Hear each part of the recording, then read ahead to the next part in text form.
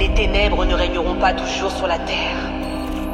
La dépression, l'addiction, la tristesse, le stress sont des prisons.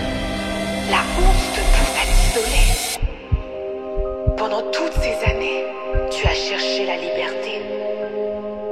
Ce n'est pas un hasard si tu te retrouves ici.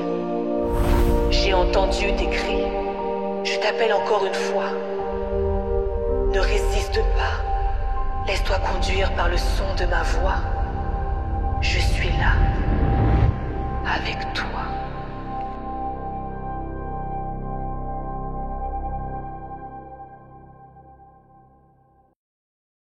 Semaine, vous avez profité du beau temps, du soleil, ça va?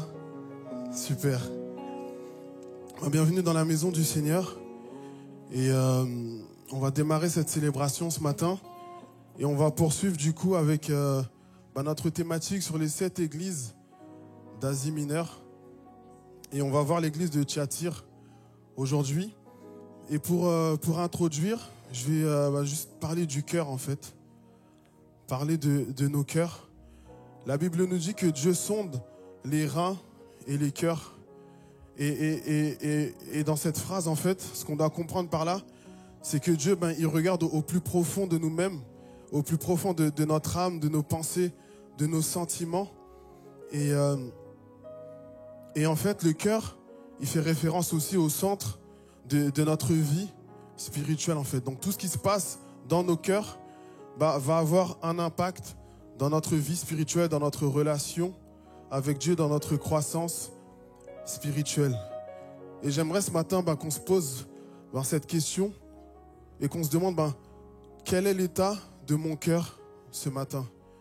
Quel est l'état de mon cœur? Quel est l'état de mes pensées? Qu'est-ce qui se passe à l'intérieur de moi et que personne d'autre ne voit? Et c'est seul entre nous et Dieu. J'aimerais qu'on se demande, j'ai cette question à cœur où j'aimerais qu'on se demande quelles sont ces œuvres que nos cœurs nous poussent à faire? Quelles sont ces œuvres que nos pensées nous poussent à faire? Sont-elles bonnes? Sont-elles mauvaises? Mais vraiment, qu'est-ce qui se passe à l'intérieur de nous? Quelles sont nos préoccupations premières? Est-ce qu'on est focalisé sur nous-mêmes ou on est focalisé sur Dieu, sur le royaume de Dieu, sur ce que Dieu nous demande et nous appelle à faire? Et je vais lire un texte rapidement. C'est le psaume 139, verset 23-24, qui dit « Sonde-moi, ô Dieu, et connais mon cœur. Éprouve-moi ou examine-moi et connais mes pensées. Regarde si je suis sur une mauvaise voie et conduis-moi sur la voie de l'éternité. » Ce qu'il faut savoir, c'est que Dieu rendra à chacun selon ses œuvres. C'est vrai qu'on n'est pas sauvé par les œuvres, mais parce qu'on est sauvé, nous devons pratiquer certaines œuvres, les œuvres que Dieu nous appelle à faire. Et c'est vrai que l'homme regarde à ceux qui frappent aux yeux, mais Dieu, lui, regarde au cœur. Donc des fois, on peut être à l'église, on peut servir à l'église, on peut avoir un poste à l'église, on peut faire tout un tas de choses pour Dieu, mais ça ne reflète pas forcément ce qu'il y a à l'intérieur de notre cœur. Et j'aimerais qu'on se mette debout ce matin et on va justement prier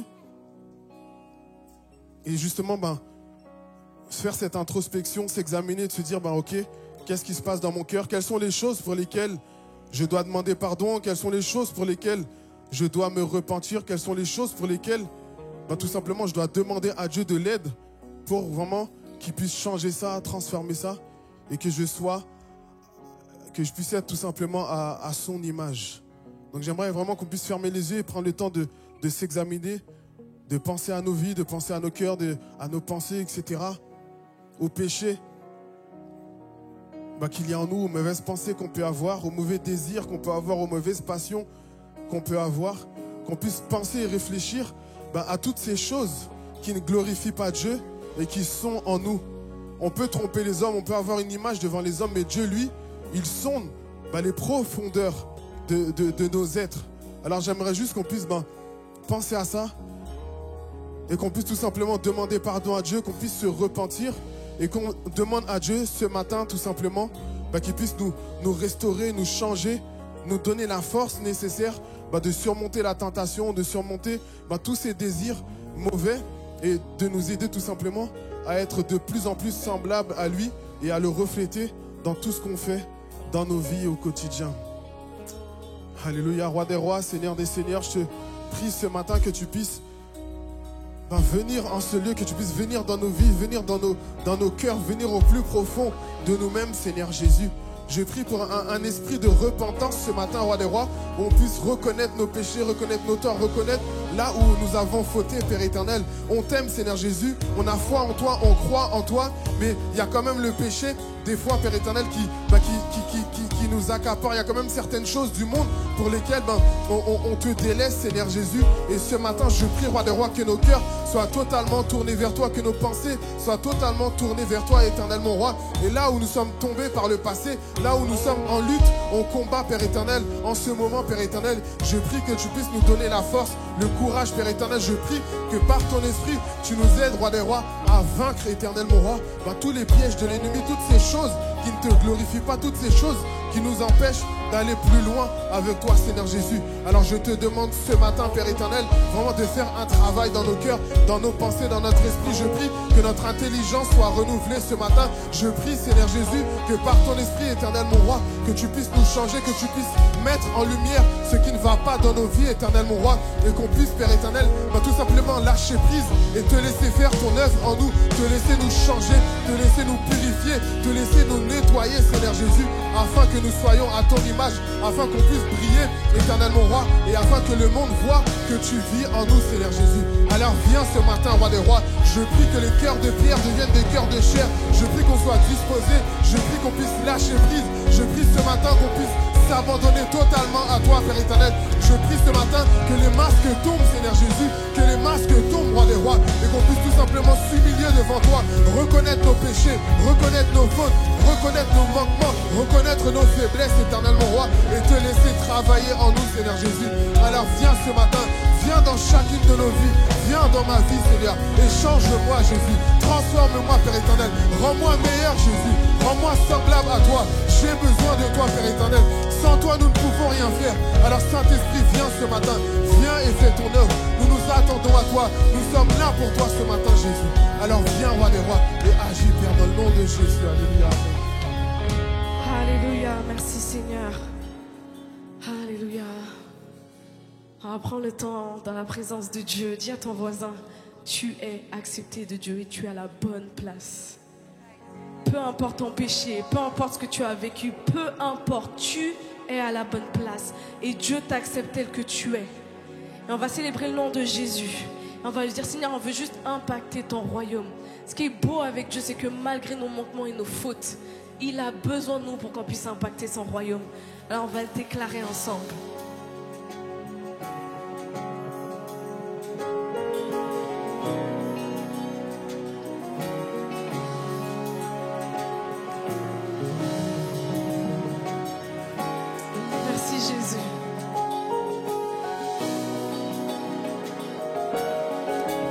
Déclare ensemble. Notre Père, les yeux rugissent en ton nom, j'entends plus fort qu'éclate ici ta louange. Entendez-vous le son du ciel touchant la terre, le son du ciel touchant la terre. Notre Père, les yeux rugissent en ton nom. Alors qu'on chante plus fort, chantons plus qu'éclate ici notre louange. Entendez le son du ciel touchant la terre, le son du ciel touchant la terre. Roi Jésus touchant la terre, Roi Jésus, c'est ton nom que nous prions. Fais trembler la terre, les cieux.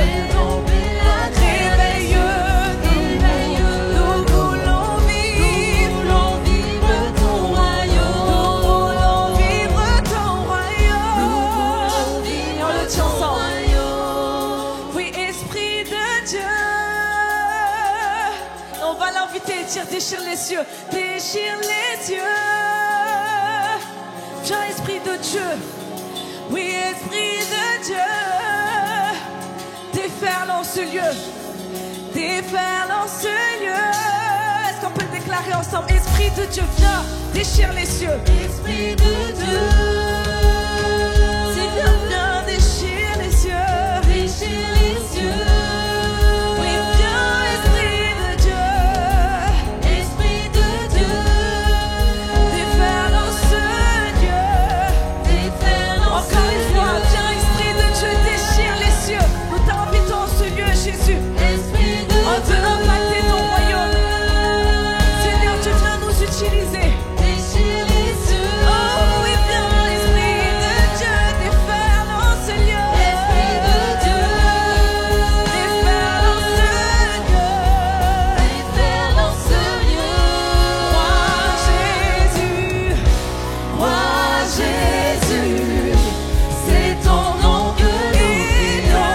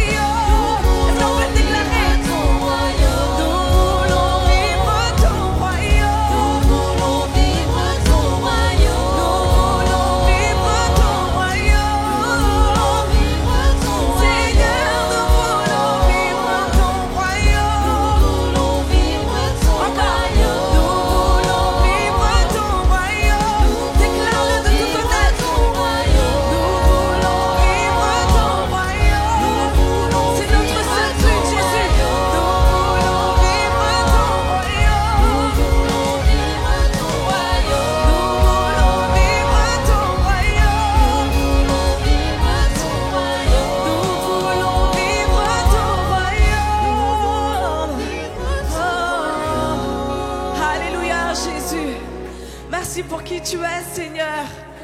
Oui, Seigneur, on veut vivre ton royaume. On veut te ressembler. On veut vivre, Seigneur Jésus, ce que tu as prévu pour nous. Alléluia, Seigneur. Merci de nous accepter tels que nous sommes. Et Seigneur, ton amour est tellement grand que tu veux vraiment nous libérer, Seigneur Dieu, de nos péchés. Tu veux nous libérer de ce combat dans lequel on est, Seigneur Jésus. Viens, Seigneur. On veut vraiment s'approcher de toi. On sait que c'est auprès de toi, Seigneur, qu'il y a la vie. On sait que c'est auprès de toi, Seigneur Dieu, qu'il y a la transformation. Un moment dans tes parvis vaut mieux que 1000 ailleurs. Dans ta présence, on peut juste être vrai. Et ce matin, je veux qu'on soit vrai.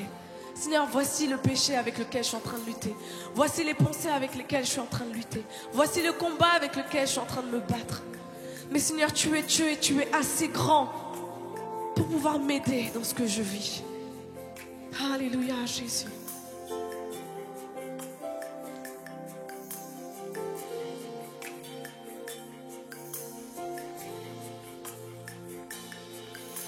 C'est auprès de Dieu que je veux me tenir. Il est mon Seigneur, mon roi. C'est auprès de Dieu que je peux ressentir tout l'amour qu'il a pour moi. C'est auprès de Dieu que je voudrais grandir, entendre le son de sa voix. Et on déclare ensemble. Je viens devant le trône, en ta présence, Jésus. Je lève les yeux vers le lieu saint pour me rappeler, Seigneur, de qui tu es. Je veux rester. Alléluia, Jésus. Merci pour ta grâce, Seigneur. Et on redéclare ensemble, c'est auprès de Dieu que je veux me tenir. Il est mon Seigneur, il est mon roi, c'est mon assurance. C'est auprès de Dieu que je veux ressentir tout l'amour qu'il a pour moi. C'est auprès de Dieu que je voudrais grandir, entendre le son, oui je viens devant le par ta grâce, en ta présence, je m'humilie devant toi Jésus, je viens Seigneur. Je lève mes yeux pour contempler ta face. Je veux rester près de toi. Alléluia. Je veux vraiment qu'on puisse prendre conscience des paroles et redéclarer c'est auprès de Dieu. N'aie pas honte de venir devant Dieu, même quand ça va pas. C'est le seul endroit où il peut t'accueillir avec amour, sans jugement. Il te prend tel que tu es, c'est auprès de Dieu que je peux ressentir tout l'amour, le vrai, l'amour qui ne change pas. Oh, oh, oh, oui, c'est auprès de Dieu que je voudrais grandir, entendre le son.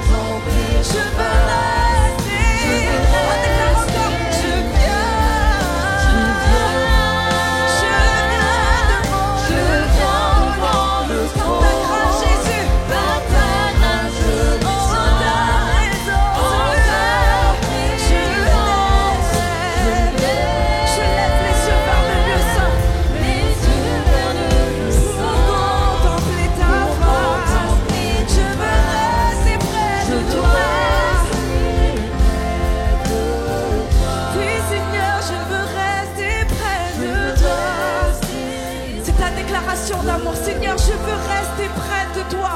Plus près de toi est mon bonheur. Pour moi, m'approcher de Dieu, c'est mon bien. Je veux rester près de toi. Seigneur, oh, je veux rester près de toi. Alléluia, Jésus. Est-ce qu'on peut lever une louange et dire merci à Jésus? Merci, Seigneur, pour ton amour. Est-ce qu'on peut lever une louange, une reconnaissance, une louange remplie d'amour? Merci Seigneur de nous accepter. Merci de nous aider. Merci de nous permettre d'être près de toi. Alléluia Jésus, je veux rester près de toi. Alléluia Seigneur, dans ta présence je renouvelle mes forces. Dans ta présence Seigneur Jésus, tu combles mon cœur. Tu remplis mon vase de ton amour, Jésus. Merci, Seigneur. Alléluia, Jésus.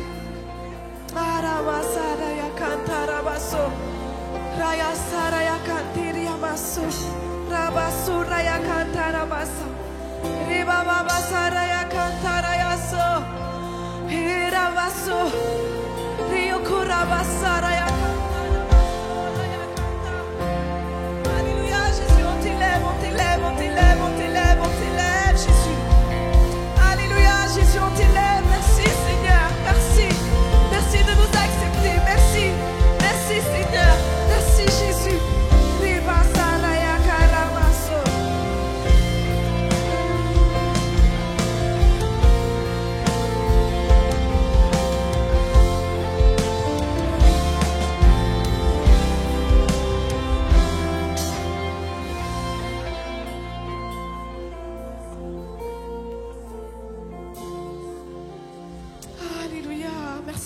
Jésus pour ta présence dans ce lieu. Merci pour ta présence dans ce lieu, Jésus. Ah, Seigneur, tu es merveilleux, Jésus. Ah, Jésus.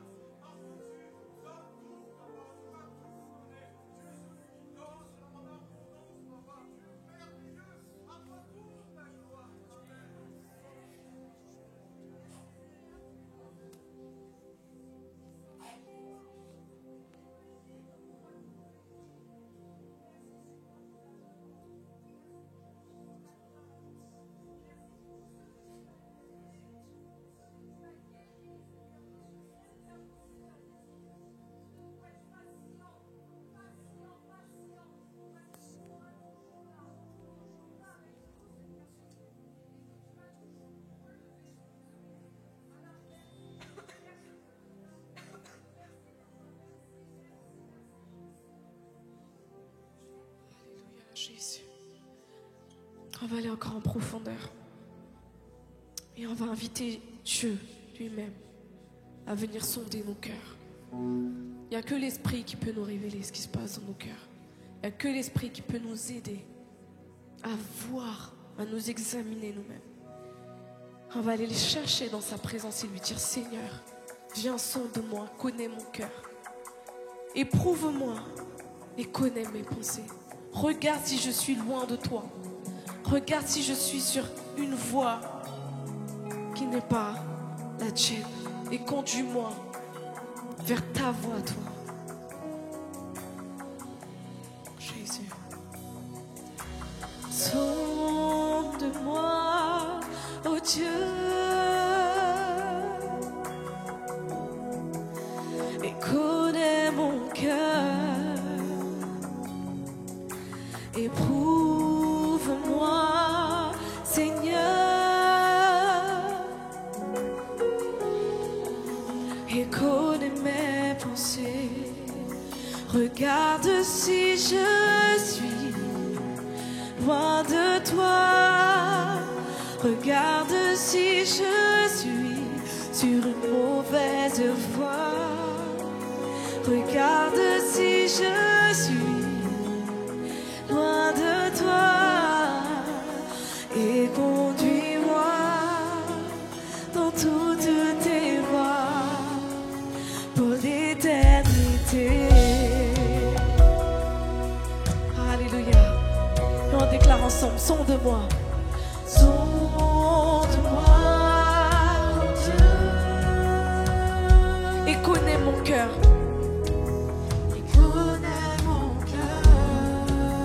Éprouve-moi, Seigneur, et connais mes pensées. Je veux vraiment que ce soit une prière sincère. Seigneur, sonde-moi, oh Dieu.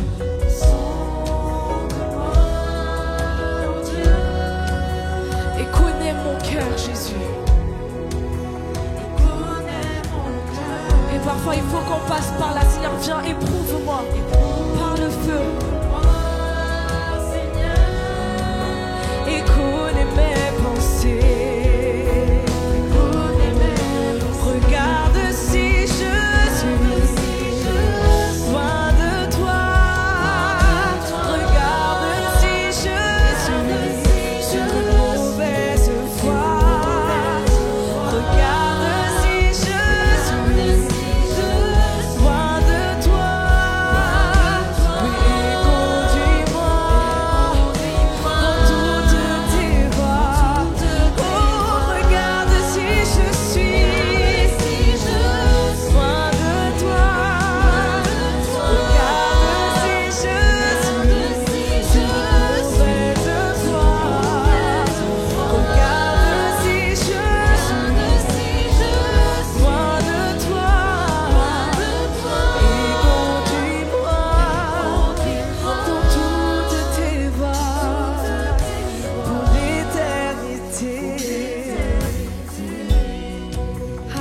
Alléluia, Jésus.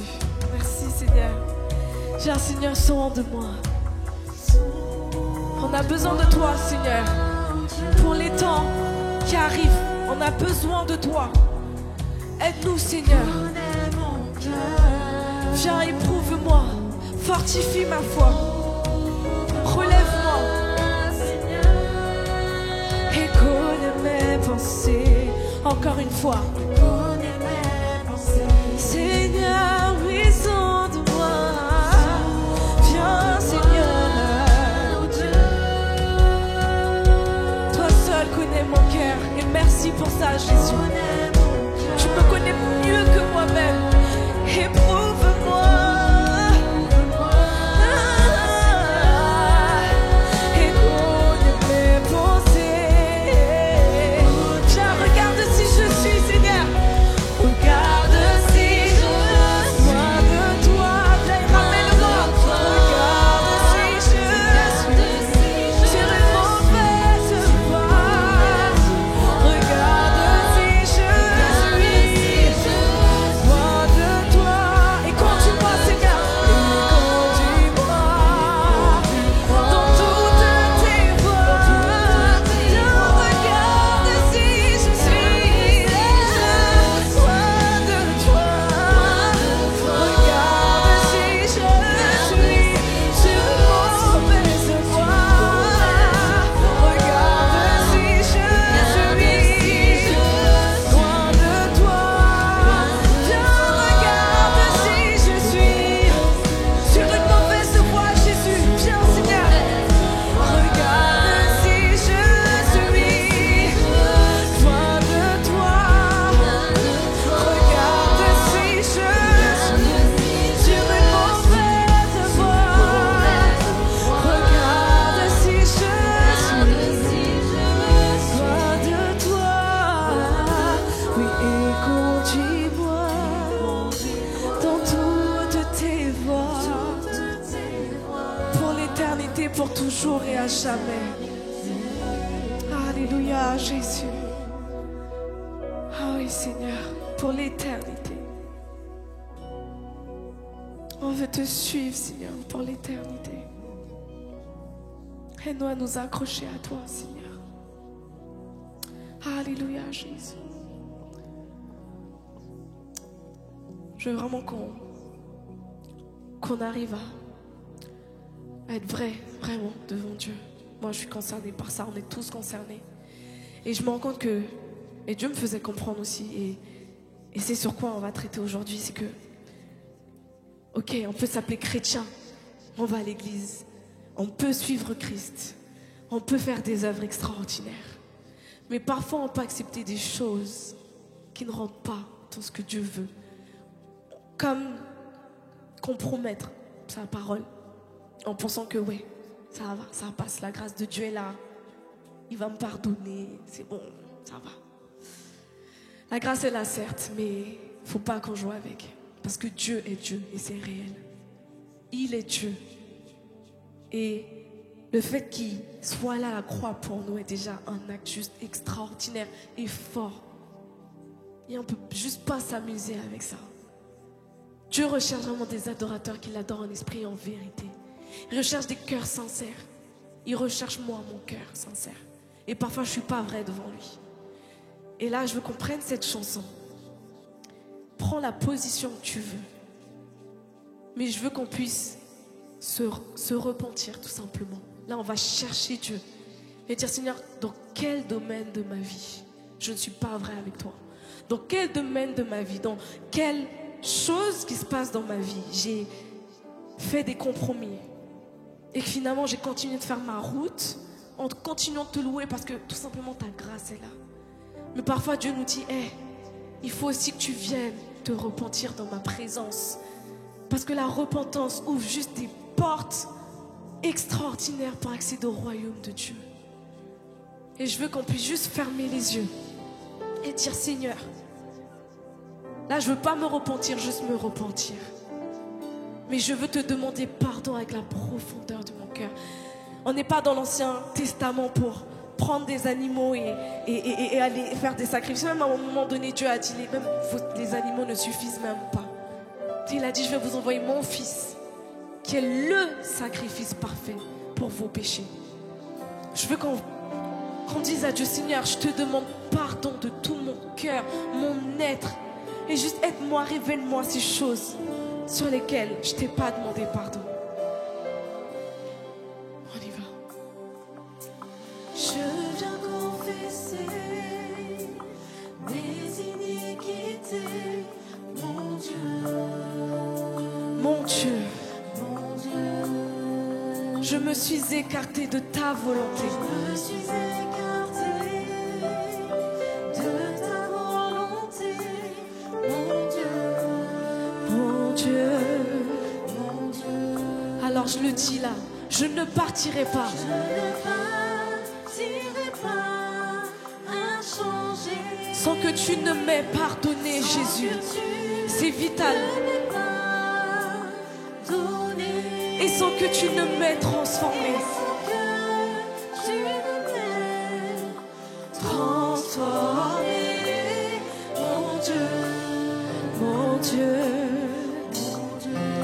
On dit que tu effaces mes fautes par ta grâce.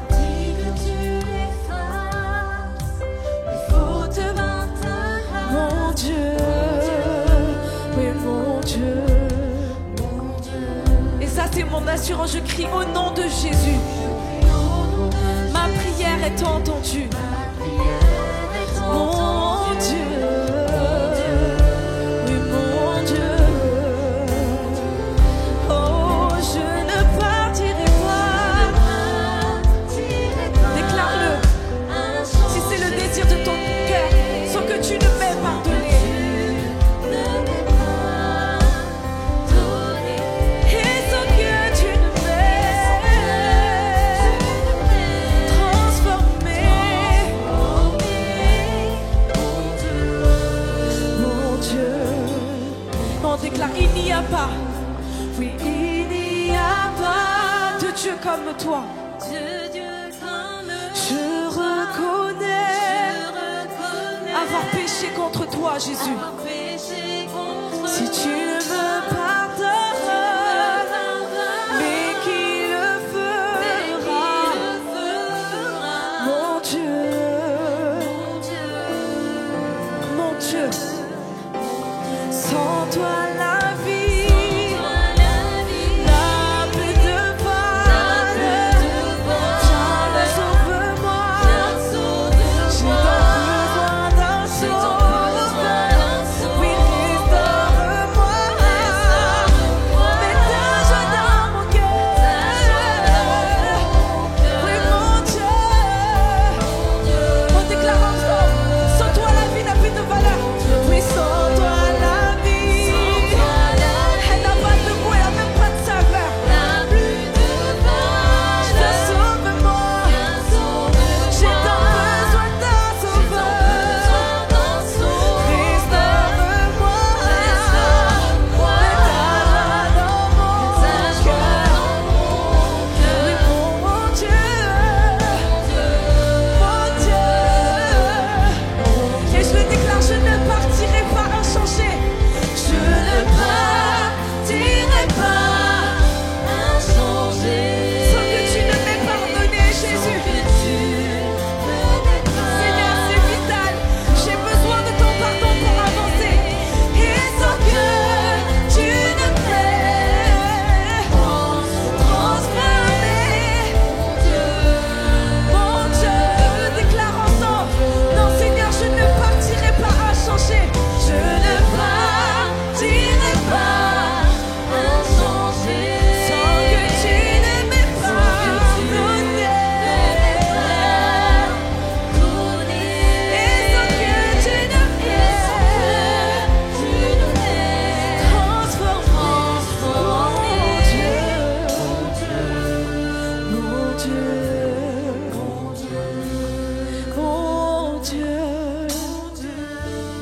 mon Dieu, mon Dieu, mon Dieu, oui mon Dieu, mon Dieu, mon Dieu, Alléluia Jésus. besoin de toi, Seigneur. Alléluia, Seigneur. On a besoin de toi, Seigneur. On a besoin de ton pardon. On a besoin de ton pardon, Jésus. Jésus. Sans que tu l'aimais transformer, mon Dieu, mon Dieu. Il n'y a pas de Dieu comme toi. Je reconnais avoir. Qui d'autre peut le faire, Jésus?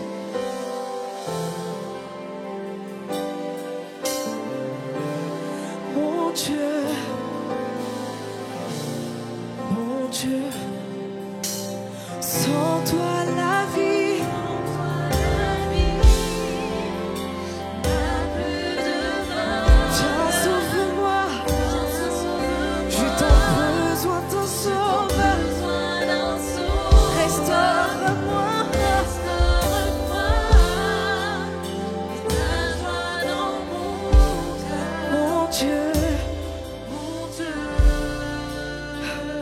Encore. Il n'y a pas, Reconnais. Je reconnais avoir péché contre toi. Si tu ne me pardonnes, Tu ne me pardonnes et qui le fera. Mon Dieu, mon Dieu, mon Dieu. Sans toi la vie n'a plus de valeur, Jésus. n'a plus de valeur. Viens, sauve-moi. J'ai tant besoin d'un sauveur. Restaure-moi. Mets ta joie dans mon Mets ta joie cœur, dans mon cœur. mon Dieu, Mon Dieu, mon Dieu. Est-ce qu'on peut juste faire monter une louange, une acclamation pour ce Dieu qui pardonne, pour ce Dieu qui fait grâce à chaque instant, ce Dieu qui nous accepte tel que nous sommes? Est-ce qu'on peut juste faire pousser un cri de joie? Je crois qu'on ne prend pas conscience réellement de cette grâce. On ne prend pas réellement conscience de qui Dieu est, de ce qu'il fait pour nous malgré nos manquements et nos fautes. Est-ce qu'on peut pousser un cri de joie pour Jésus? Alléluia, Jésus. Alléluia. Je pense qu'on peut faire mieux que ça. On parle de Dieu qui est parti à la croix pour nous, qui nous donne encore cette chance, cette grâce imméritée de venir dans sa présence et de venir le louer, de venir l'élever, de venir accomplir des œuvres pour lui. Il a besoin de nous pour son royaume. Alléluia, Jésus. On t'élève en ce lieu, Jésus. Alléluia, Jésus.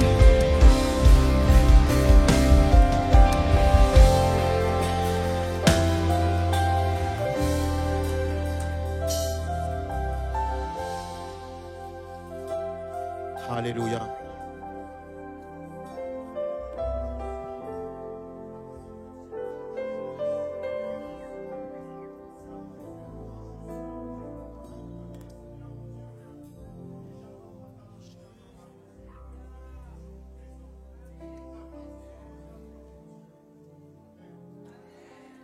Alléluia. Est-ce qu'on peut rester quelques minutes debout dans cette attitude de prière? Alléluia. Juste le temps que je change de micro. Je vais dire que je voudrais prendre que 2 minutes. On peut prendre 2 minutes, s'il vous plaît, pour que la présence de Dieu soit palpable dans ce lieu. On vient de chanter, Seigneur, je ne veux pas repartir comme ça. Et pour que tu ne puisses pas repartir comme tu es venu, tu as besoin que la présence de Dieu puisse être palpable dans ce lieu. Je crois qu'il y a des personnes qui ont à cœur de toucher le pan de la robe de Jésus. Je crois qu'il y a des personnes qui veulent véritablement voir une une purification vraiment de la part du Saint-Esprit dans leur vie. Je crois qu'il y a des personnes qui veulent véritablement voir leurs pensées renouvelées, de voir leur vision changer, que Dieu permette que les cœurs soient littéralement restaurés. Et seul Dieu est capable de faire cela. Seul Dieu en est capable. Je voudrais que tu puisses prier, vraiment prendre ce temps-là maintenant de prier. Si tu veux lever les mains vers le ciel, fais-le, parce que c'est une attitude de demande, de dire Seigneur, s'il te plaît, ne permets pas que je sorte de ce lieu comme je suis entré. Ne permets pas que je sorte de ce lieu comme je suis venu, Seigneur Jésus, roi des rois. C'est vrai que c'est les vacances, mais Dieu n'est pas en vacances. Dieu est vraiment présent. Et je crois que le Seigneur veut littéralement restaurer le cœur de quelqu'un. C'est pas pour rien que l'on chante ce chant. Ce n'est pas pour rien que l'on se présente devant Dieu comme ça. Mais viens tel que tu es ce matin et demande à Dieu, s'il te plaît, change la donne, change les choses, transforme, libère ce matin, renouvelle, Seigneur Jésus. Alléluia, nous croyons que tu es là par ton esprit et nous te prions que l'Esprit de Dieu puisse passer maintenant dans la salle, Seigneur Jésus, roi des rois. Remplis les quatre coins, Seigneur Dieu, de ce lieu. Remplis ce lieu de ta présence, Seigneur Jésus, roi des rois. Nous te prions, éternel Dieu des armées, que nous ne soyons pas simplement des voix et des bouches, Seigneur Dieu, qui parlent, mais que littéralement, lorsque nous te louons, ta présence puisse être palpable, Seigneur Jésus, roi des rois. Nous ne sommes pas juste les reins qui résonnent, nous ne sommes pas comme une cymbale qui retentit, mais lorsque l'Église chante, lorsque l'Église est en prière, l'Éternel des armées fait son entrée. Alors invite le Seigneur maintenant à faire son entrée dans ton cœur, dans tes pensées, en toi, littéralement qu'il libère ce matin l'Église de Jésus-Christ. Alléluia. Je vois des gens qui ont la tête baissée, je vois des gens qui sont en pleurs, je vois des gens qui sont en larmes, je vois des personnes qui ne réalisent pas ce qui prend place. Mais je t'assure que Dieu est en train de nous visiter, Dieu est en train de nous toucher, Dieu est en train de changer la donne. Alors libère et ouvre la bouche ce matin et parle à ton Seigneur et parle à ton Dieu. Alléluia. Parle à ton Dieu, parle à ton Dieu. Ne reste pas prostré, ne reste pas en silence, mais parle à l'Éternel, parle à Jésus ce matin et demande-lui d'agir, demande-lui de toucher. Seigneur, si tu n'es pas là, ça sert à rien. Si ta présence n'est pas là, ça sert à rien. Si on chante et que tu n'es pas là, ça sert à rien. Si on vient juste ouvrir la bouche et tu n'es pas présent, ça sert à rien. Alors Seigneur, s'il te plaît, visite-nous. S'il te plaît, change-nous. S'il te plaît, Seigneur Jésus, roi des rois. Que ta grâce, Seigneur Jésus, que ta grâce se répande dans ce lieu. Nous sommes pécheurs, nous reconnaissons nos fautes, nous reconnaissons nos iniquités, nous reconnaissons nos mauvaises pensées, nous reconnaissons devant toi, Seigneur Dieu, nos mauvaises actions. Mais s'il te plaît, ne nous laisse pas orphelins de ta présence. Quelqu'un a besoin de pleurer devant Dieu ce matin. Ne nous laisse pas orphelins, Jésus. Ne nous laisse pas orphelins, Seigneur Jésus, roi des rois. Mais visite-nous, Seigneur Dieu. Visite ton peuple ce matin, Seigneur Jésus, roi des rois. Alléluia. Que s'il y a une joie dans ce lieu, que ce soit la joie du Seigneur. S'il y a quelque chose qui se passe dans ce lieu, que cela se passe par Dieu, Seigneur Dieu. Non pas une émotion, mais la véritable joie de Dieu. Non pas une émotion, mais la véritable réconciliation avec Dieu. Non pas une émotion, mais une vraie renaissance, une vraie vitalité, quelque chose qui vienne de la part de Dieu. Seigneur, je ne veux rien d'autre que toi, Jésus. Je ne veux rien d'autre que ta présence. Je ne veux rien d'autre que l'Éternel des armées. Viens me toucher, viens me toucher. Je veux sentir ta main sur mon épaule. Je veux sentir ta main sur ma tête. Je veux que ton huile déborde sur mon front. J'ai besoin de toi, Seigneur. Alléluia. Assaillis le trône de la grâce ce matin. Tu as besoin de Jésus plus que tu ne le penses. Assaillis le trône de la grâce et cherche la face de Dieu. Cherche la face de Dieu. Alléluia. Merci Jésus. Merci Seigneur Jésus. Merci Seigneur Jésus. Alléluia. Alléluia. Alléluia Seigneur. Fais comme tu l'as prévu. Fais comme tu le veux Seigneur Jésus, roi des rois. Fais comme tu le veux Seigneur Jésus. Fais comme tu le veux Seigneur Dieu. Merci Seigneur Dieu de visiter. Merci de toucher. Merci de poser ta main sur une épaule ce matin. Merci Seigneur Dieu de poser ta main sur un front ce matin. Merci Seigneur Jésus de poser ta main sur un genou, sur un dos. Merci Seigneur Jésus, roi des rois, de passer entre les rangs et de guérir les malades. Merci Seigneur Jésus, roi des rois, que par ton esprit Seigneur Dieu, que par ton esprit je puisse vraiment sentir ta présence ce matin. À toi la gloire, à toi l'honneur. Alléluia. Les amis, je pense qu'il va se passer quelque chose au milieu de nous. Je crois que le Seigneur, alléluia, alléluia, alléluia. Je crois que le Seigneur est capable de répondre aux prières ce matin. Je crois que le Seigneur est capable. de nous visiter, Seigneur. Alléluia. Alléluia. Les applaudissements sont timides. On sent que la foi n'est pas là, mais est-ce que tu as foi que Dieu est capable? Alléluia. Est-ce que tu as foi que Dieu est capable? Est-ce que l'église peut se réveiller, pousser des cris de joie, louer l'Éternel des armées? Alléluia. Alléluia. Il est vivant, il est vivant, il est vivant, il est vivant. Il n'est pas dans le tombeau, il est vivant, il est vivant. Et par son esprit tu vis, par lui tu vis. Acclamons Jésus, que l'on puisse être réveillé ce matin. Que personne ne soit endormi, mais que l'église soit en réveil. Dans le nom de Jésus-Christ. Alléluia. Merci Seigneur. Prenez place les amis. Merci à toute l'équipe de louange. Est-ce qu'on peut remercier l'équipe de louange s'il vous plaît? Alléluia. Merci Seigneur Dieu. Je crois que la louange n'est pas finie, n'est-ce pas?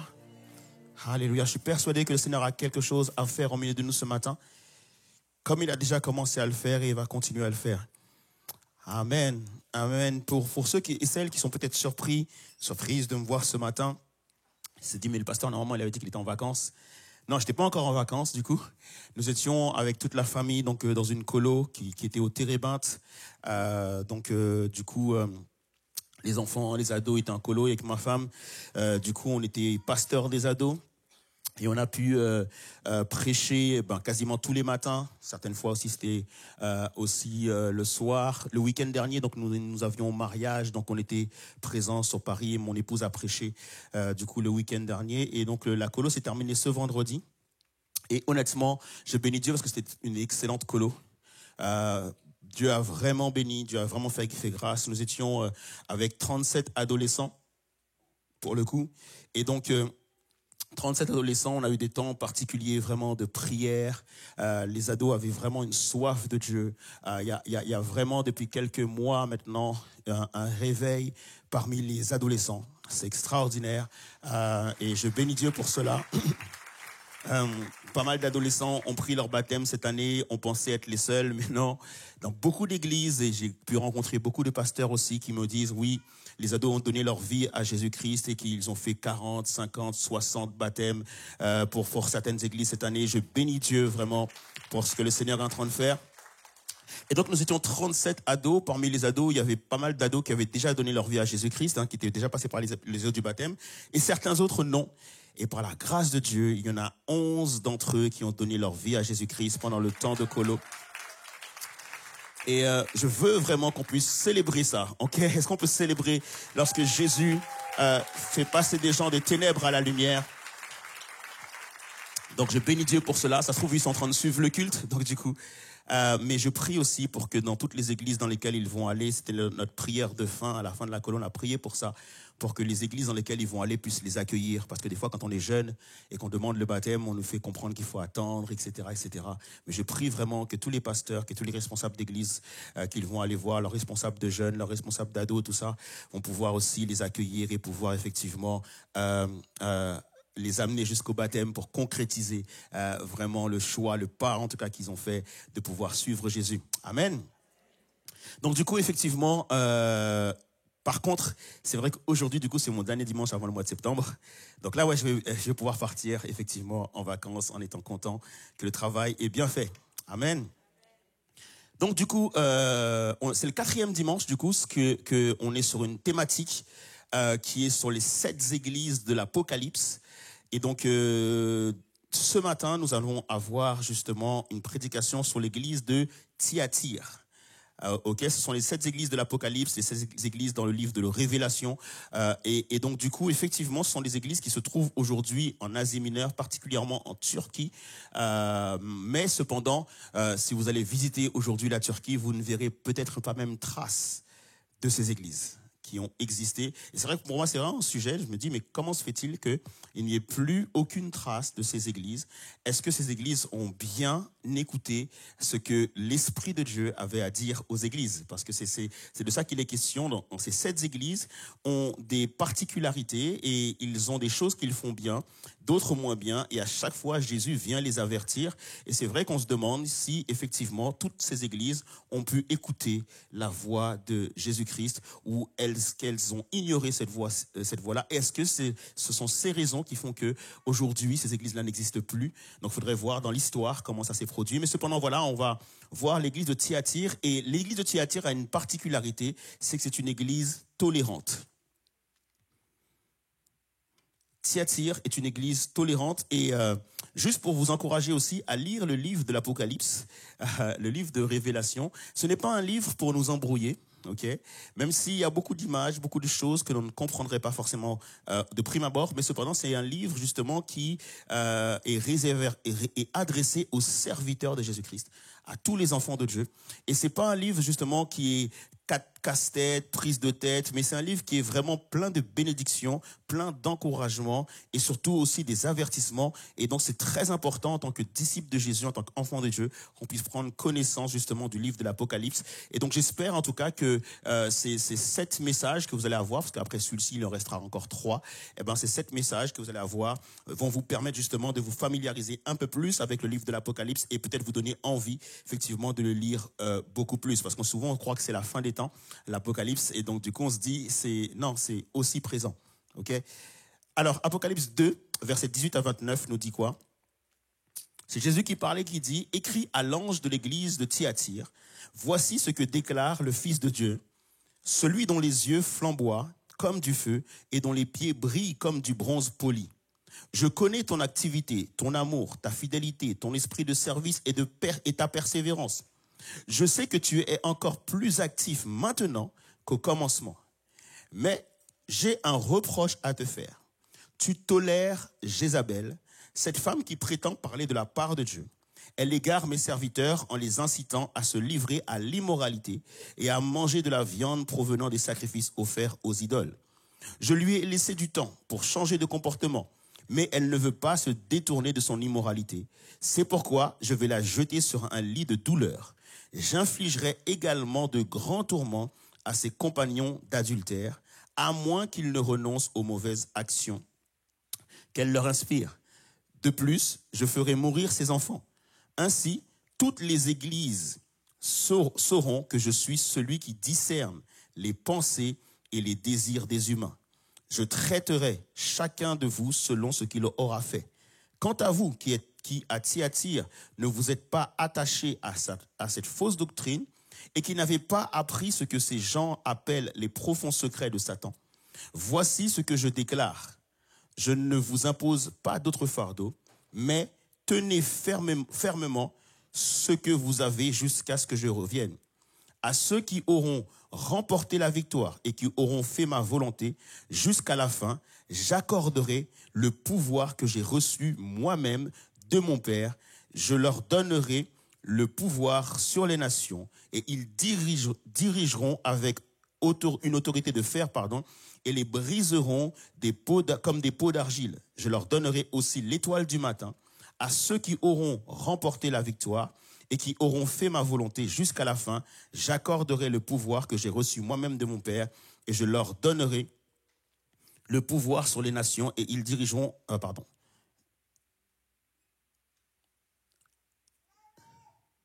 Pardon, j'ai recopié 2 fois la même chose. Donc du coup, amen. Ok. Ce qui est intéressant justement dans le livre dans la lettre écrite à Thyatire, c'est que Jésus affirme d'abord ce qui est bon dans l'Église avant de pointer du doigt ce qui ne va pas. C'est intéressant de voir que Jésus, justement, est un bon enseignant, un bon professeur, un bon leader, dans le sens où, en fait, il ne va pas tout de suite dire ce qui ne va pas.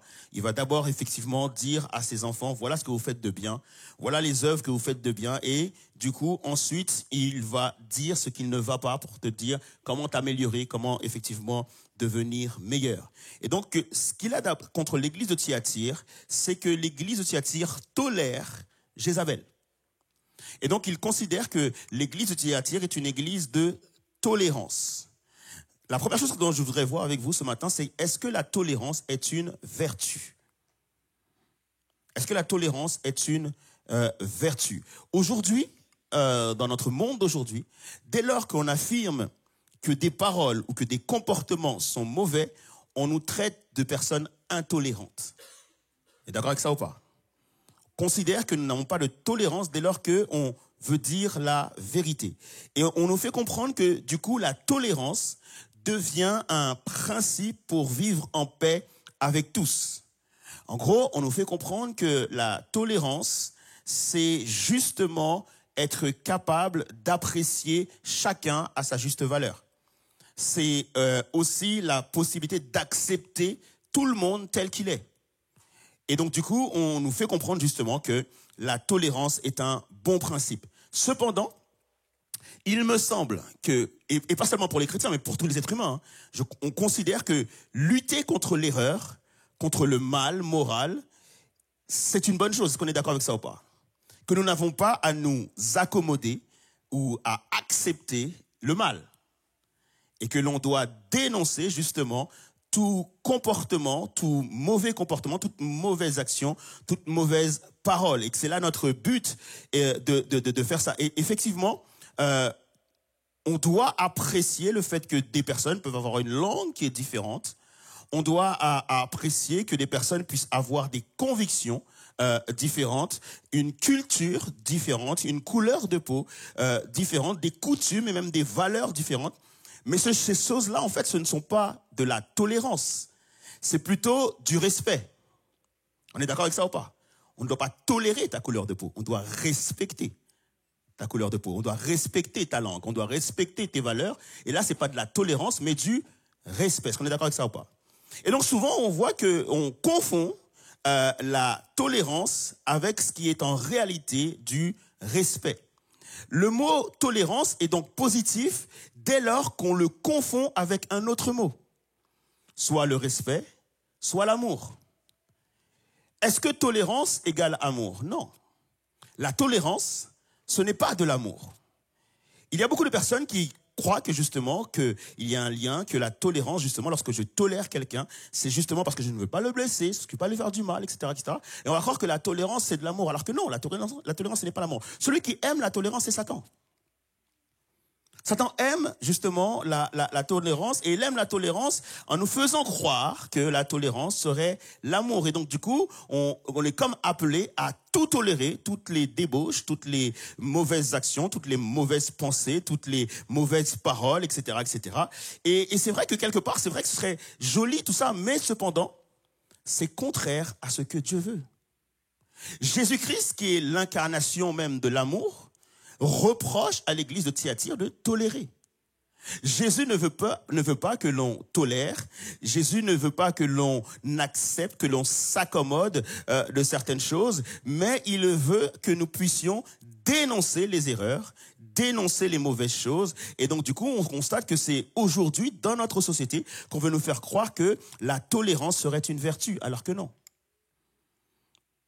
L'amour, c'est quoi en réalité? L'amour, c'est que nous devons vouloir du bien pour les gens. On est d'accord avec ça ou pas? Or, si je tolère ce qui te fera du mal plus tard, c'est que je ne t'aime pas. On est d'accord avec ça ou pas? Et donc l'amour, justement, c'est que je dois dénoncer les choses qui vont te causer du tort, et je dois apprécier les choses qui vont te faire du bien. Et ne confondons pas la patience de Dieu avec de la tolérance. Ne confondons pas la grâce de Dieu avec de la tolérance. Dieu n'est pas un Dieu tolérant, Dieu est un Dieu patient, Dieu est un Dieu qui aime, mais Dieu est aussi un Dieu juste. Et que quoi qu'il arrive, à un moment donné, la sanction va finir par tomber. Est-ce qu'on est d'accord avec ça ou pas? Donc c'est important justement de considérer le fait de devoir, c'est notre devoir de dénoncer les choses et de ne pas être tolérant. D'ailleurs, on voit que dans ce message de Jésus-Christ, le message de Jésus est à contre-culture. Et il est à contre-culture pour Thyatire, mais pour nous aussi aujourd'hui. Notre société se dit tolérante. Mais cependant, on se rend compte que, et c'est vrai que cette société se dit tolérante, pourquoi? Parce que il n'y a pas si longtemps de cela, ou encore aujourd'hui, le fanatisme fait couler du sang.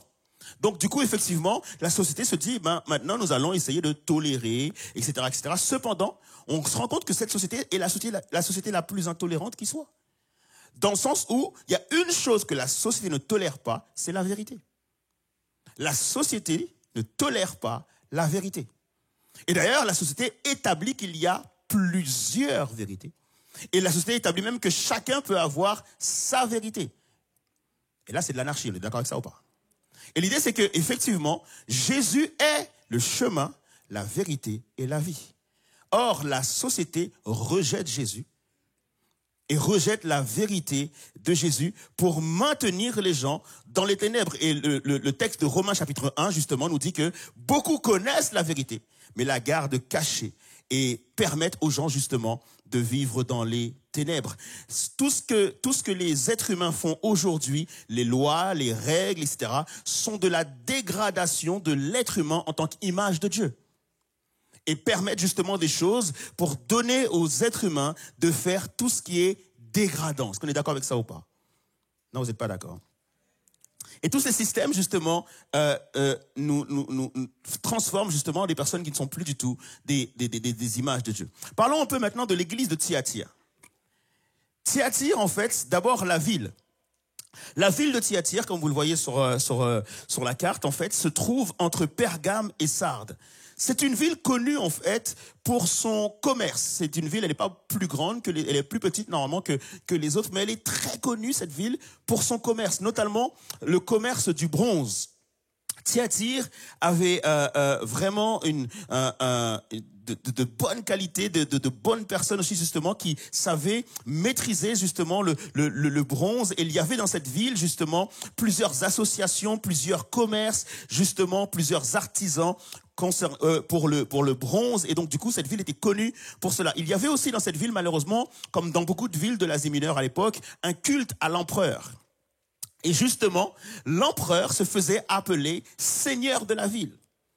Et l'empereur aussi était considéré comme étant le fils de Dieu. C'est pour cela, du coup, que Jésus, lorsqu'il se présente à l'église de Thyatire, il se présente autrement que dans les autres églises. Il va dire, écrit à l'ange de l'église de Thyatire, voici ce que déclare le Fils de Dieu, celui dont les yeux flamboient comme du feu et dont les pieds brillent comme du bronze poli. En d'autres termes, Jésus est en train de dire, vous avez un empereur qui se proclame Seigneur, vous avez un empereur qui se proclame Fils de Dieu, mais les paroles que je vous écris, ce que je suis en train de vous dire, sont les paroles du véritable Seigneur des Seigneurs et du véritable Fils de Dieu. Et il leur dit, justement, je suis Seigneur des Seigneurs et Fils de Dieu. Pourquoi? Parce que j'ai les yeux flamboyants. En d'autres termes, je suis capable de savoir ce qu'il y a dans ton cœur. Je suis capable de pouvoir examiner ton cœur et de voir ce que personne ne voit. Je suis capable de sonder ton cœur et de te connaître au plus profond de toi-même. Et là où personne ne peut voir, moi, je suis capable de voir. Je suis aussi le véritable Fils de Dieu parce que mes pieds sont en bronze. Le bronze que tu aimes tant, le bronze que tu façonnes, etc., etc. Ben, mes pieds sont en bronze. En d'autres termes, Jésus est en train de leur dire, moi, personne ne peut me challenger. Je suis roi des rois, Seigneur des seigneurs. J'ai les yeux sur toi. Je te regarde, je te vois, etc., etc. Et donc, du coup, il leur permet de comprendre qu'ils doivent absolument écouter ce qu'il a à dire. Et il va leur dire, du coup, à l'église maintenant de Thyatire, il va dire à l'église, je connais ton activité, ton amour, ta fidélité, ton esprit de service et ta persévérance. Je sais que tu es encore plus actif maintenant qu'au commencement. En d'autres termes, Jésus est en train de dire, c'est une belle église. Est-ce qu'on est d'accord ? C'est une très très très belle église, c'est une église justement où il y a beaucoup d'œuvres, où les œuvres justement et les activités de l'église sont abondantes. C'est une église où personnellement j'aurais bien aimé être. Dans le sens où on sent qu'il y a une communion fraternelle, il y a un amour les uns pour les autres, il y a vraiment des personnes qui partagent leurs biens, des personnes qui font du bien. C'est une église cœur sur la main. C'est une très très belle église où il y a des agapes, où il y a des échanges, il y a des partages, il y a des choses en fait, beaucoup d'élan pour la communion, beaucoup d'élan pour justement la fraternité, beaucoup d'élan pour pouvoir justement être ensemble. Et il est précisé que c'est une église aussi en croissance, spirituellement et en nombre. C'est une église qui grandit, Thyatire. C'est une très, très, très belle église. Et il dit que les dernières œuvres, ce qu'ils sont en train de faire actuellement, c'est mieux que ce qu'ils faisaient au départ. Donc, c'est une église qui, selon Jésus, est en plein essor. C'est une église qui est en progrès. Et je bénis Dieu parce que, justement, on a beaucoup d'églises aujourd'hui qui, effectivement, sont en plein essor. Souvent, elles sont pointées du doigt, souvent elles sont critiquées, souvent on a des choses à dire sur elles, et souvent même, malheureusement, il y a des personnes qui attendent que ces églises-là tombent. Mais cependant, je suis béni de voir que Jésus apprécie lorsqu'une église fait de belles œuvres. Jésus apprécie lorsqu'une église grandit en nombre. Jésus apprécie lorsqu'une église est bien établie, lorsqu'il y a effectivement beaucoup d'actions, beaucoup de choses qui sont proposées, qui sont faites. Et Jésus apprécie cela. Jésus considère ça comme une bonne chose. Et moi, je me dis, waouh, qu'est-ce que l'on peut reprocher à une telle église? Est-ce que vous êtes d'accord avec ça? Si on se pose la question, on se dit, mais qu'est-ce que je peux bien reprocher à une telle église? Elle fait tout bien, tout propre, elle est dans l'excellence, elle grandit, etc., etc. Et du coup, c'est là où, justement, Jésus va avoir un reproche à cette église. Il va considérer que c'est comme si c'était un beau jardin, mais il y a une mauvaise herbe qui pousse. Et Jésus va considérer cette mauvaise herbe en disant, faites attention à ça. Et c'est là où je comprends aussi que la parole qui a été dite lors du choix de David, l'homme regarde ce qui frappe aux yeux, mais Dieu lui regarde au cœur. Nous, d'apparence, on va se dire, waouh, c'est super, tout ce qui se passe, etc. C'est une belle église, elle grandit, elle est en plein essor, il y a une vraie croissance, c'est génial. Et c'est vrai que c'est bien. Mais cependant, Jésus est en train de dire, attention, vous êtes en train de considérer les activités, les œuvres, et vous négligez l'être. Vous négligez la personne. Et c'est vrai que lorsqu'on abonde en activité, on peut négliger le fait de grandir personnellement et spirituellement. On va considérer les activités, on va considérer nos œuvres, on va considérer nos rendez-vous, etc., etc. Mais on peut négliger ce que Dieu appelle la sanctification. Et Dieu dit, attention, sans la sanctification, personne ne verra le Seigneur. Il faut juste savoir une chose, c'est que Dieu n'est pas impressionné par mes œuvres. Surtout si mes œuvres négligent ou finalement ma sanctification est négligée aux dépens de mes œuvres. Servir, c'est une bonne chose. Louer Dieu, c'est une bonne chose. Venir à l'église, c'est une bonne chose. Mais attention à ne pas tomber dans l'activisme, à vouloir en faire trop, et qu'au final, l'activisme, en fait, vienne à négliger ma personne. Je dois aussi considérer ma sanctification. Je dois aussi considérer que justement, mon identité en Christ n'est pas définie par mon service. Mon identité en Christ n'est pas définie par mes œuvres, aussi belles qu'elles soient.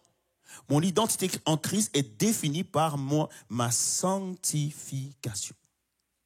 Le fait de vouloir grandir au niveau de mon caractère, au niveau de mon cœur, au niveau de ma crainte de Dieu, au fait de marcher dans l'obéissance à la parole de Dieu, à la soumission à Jésus-Christ, à être dans une intimité avec Dieu. En fait, je dois grandir dans la qualité de ma relation avec Dieu.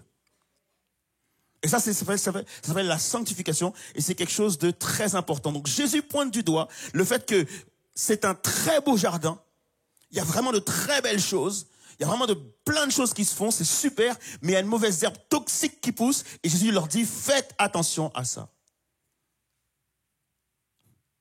Le problème, c'est que cette mauvaise herbe, personne ne fait attention. Et Jésus leur dit, mais j'ai un reproche à te faire, tu tolères Jézabel, cette femme qui prétend parler de la part de Dieu.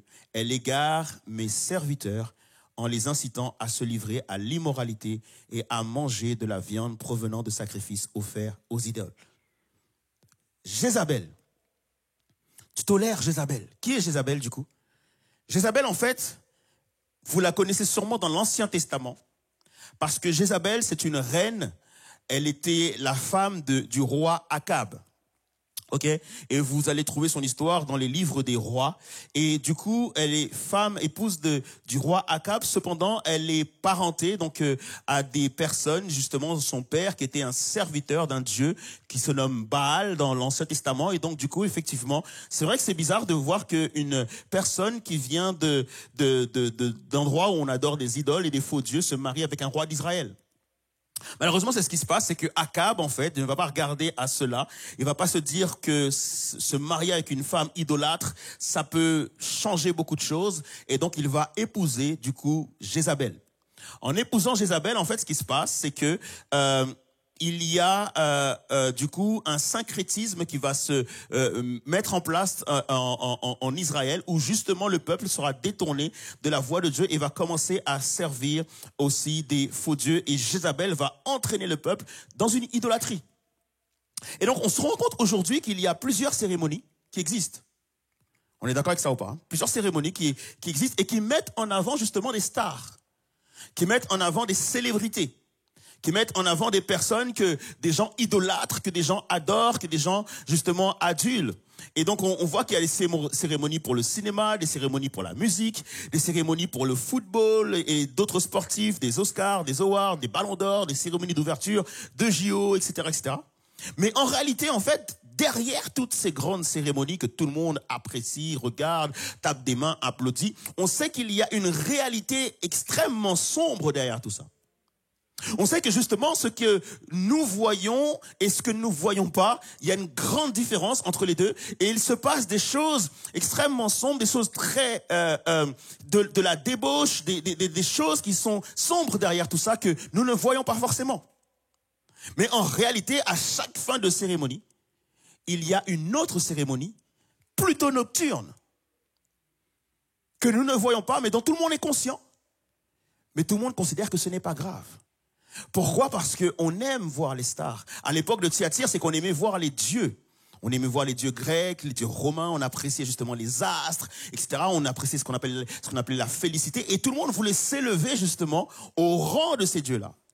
Et quelque part, encore aujourd'hui, on voit que même dans la cérémonie pour les JO, ces mêmes choses se passent, où effectivement, on met en avant, on glorifie des personnes. Malheureusement, c'est qu'au final, toutes ces choses, cet esprit de séduction se trouve aussi dans l'Église. Où au final, justement, pour pouvoir être un temps sur l'estrade, un temps devant les gens, pour pouvoir briller devant les gens, on essaye de faire un certain nombre de choses. Et du coup, on voit que ce même esprit de séduction amène dans l'Église des jalousies, des tensions, de la convoitise, etc., etc. On veut des positions sans reconnaissance des pairs. Aujourd'hui, on veut une position soit dans l'église, si on l'a pas dans l'église, on peut l'avoir sur les réseaux sociaux, etc., etc. Mais tout le monde cherche quelque part à être dans une position, être dans la lumière, à être vu, à être entendu, à être connu, à avoir des likes, etc., etc. On sent qu'il y a ce même esprit de séduction qui est dans le monde, vient aussi dans l'église. Et c'est un vrai problème, parce que on a les mêmes, parfois même dans l'église, les mêmes critères. Les cœurs sont enflammés et tout le monde voudrait justement se mettre en avant, mais on voit qu'il y a une absence de valeur. Les gens ont des mauvaises motivations, des mauvaises raisons. Les cœurs sont enflammés et il y a très peu de vertu, très peu de piété, très peu de persévérance. En d'autres termes, les gens se mettent en avant, mais on ne connaît rien de leur persévérance, on ne connaît rien de leur piété, on ne connaît rien de leur véritable foi. Et le vrai problème, c'est que très souvent, même certaines stars, on va croire qu'elles se convertissent dès lors qu'elles vont dire Jésus. Et on va les mettre aussi en avant, on va vouloir justement les suivre, on va se dire c'est super, etc., etc. Mais c'est toujours en fait ce même principe de séduction, de starification, dont on ne fait plus attention. Et donc on va très très rapidement mettre justement une star qui vient juste de dire Jésus et qu'on se dit ouais super, elle est convertie, tout le monde veut l'écouter, tout le monde veut l'entendre. Alors que malheureusement, cette sœur qui est de là depuis 40 ans dans l'église et qui prie dans l'église, personne ne veut l'écouter. Cette mamie qui est là, qui est présente dans son église depuis 60 ans et qui prie pour l'église, qui a vu des générations et des générations de pasteurs, de fidèles, et cette personne-là, on ne l'écoute pas. Parce que c'est pas la piété qui est mise en avant, c'est le modèle des stars. C'est ce qu'on veut écouter aujourd'hui, c'est ce qu'on veut entendre aujourd'hui. Dès lors que cette star, justement, va faire une interview, tout le monde va la regarder et ça va faire plusieurs vues sur YouTube. Mais malheureusement, la pauvre sœur, personne ne vient plus lui demander conseil. Or, alors qu'en réalité, cette sœur qui est là depuis des années dans l'église, c'est grâce à elle et ses prières que des jeunes femmes se sont mariées. C'est grâce à elle et ses prières que des pasteurs sont nés dans l'église. C'est grâce à elle et ses prières qu'il y a eu des guérisons dans l'église, etc. Et ça, on ne met plus du tout ça en avant. On va mettre la star devant. Et lorsque cette star va tomber, parce que finalement, malheureusement, parfois, des fois, c'est peut-être des vrais convertis, mais ce sont des jeunes convertis. Et malheureusement, cette personne qui est mise en avant, etc., va peut-être un jour tomber et on va chercher une nouvelle star.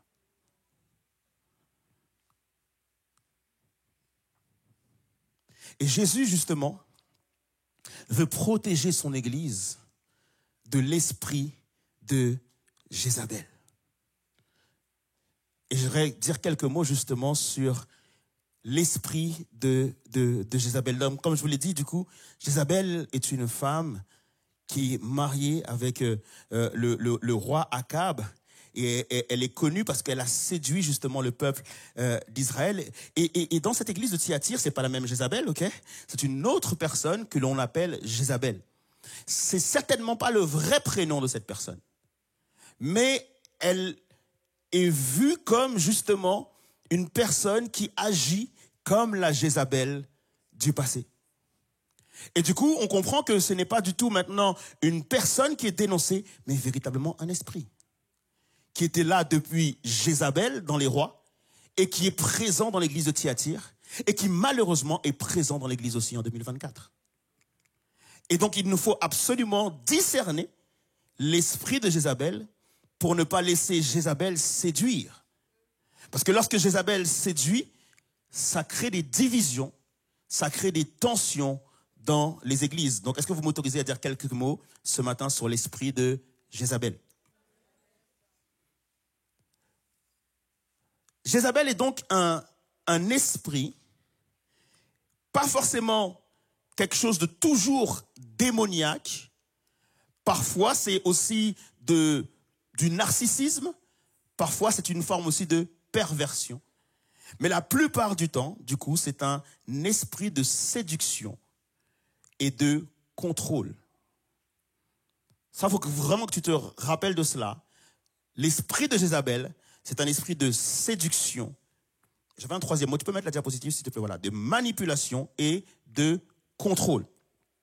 Dès lors que tu vois de la séduction, de la manipulation et de contrôle, il y a l'action de l'esprit de Jézabel qui prend place. Et Jézabel n'est pas toujours une femme. Ça peut aussi être un homme. L'esprit de Jézabel ne séduit pas que des femmes. L'esprit de Jézabel peut aussi séduire des hommes. Parce qu'il y a des hommes qui se disent « Ah, moi je suis tranquille ». Non. L'esprit de Jézabel peut aussi séduire des hommes. Et le problème avec l'esprit de Jézabel, c'est que la personne séduite ne sait pas qu'elle est séduite par l'esprit de Jézabel. Elle pense que ses intentions sont bonnes. Elle peut même penser que ses motivations sont bonnes. Donc c'est très important justement d'avoir des personnes en alerte parce que ce sont souvent des gens qui vont identifier l'esprit de Jézabel et qui vont mettre cette personne-là en garde parce qu'en général, la personne séduite ne sait pas qu'elle est séduite. On est d'accord avec ça ou pas? Ok? Donc premièrement, qu'est-ce qu'une personne sous influence de l'esprit de Jézabel va penser? Premièrement, c'est qu'elle va souvent penser qu'elle est spirituellement plus avancée que les autres. Il est dit dans le texte clairement, elle est dans une forme d'élite spirituelle. Jésus dit qu'elle se prétend prophète.